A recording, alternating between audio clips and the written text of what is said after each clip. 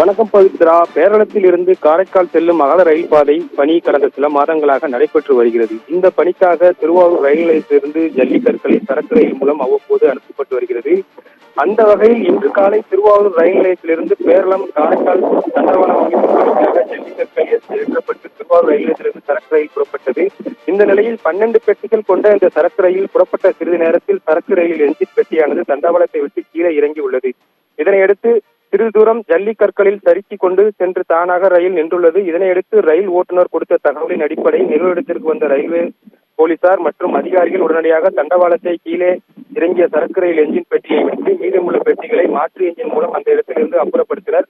மேலும் ஜல்லிக்கற்கள் ஏற்றி வந்து தண்டவாளத்தில் இருந்து இறங்கிய சரக்கு ரயிலின் என்ஜின் பெட்டியை அப்புறப்படுத்துவதற்காக திருச்சியிலிருந்து கிரேன் வரவைக்கப்பட்டுள்ளது. குறிப்பாக அதிகாரிகள் தண்டவாளத்தில் நின்ற மீதமுள்ள சரக்கு ரயில் பெட்டிகளை மாற்று என்ஜின் மூலம் அப்புறப்படுத்தியதால் ரயில் போக்குவரத்து சீரானது.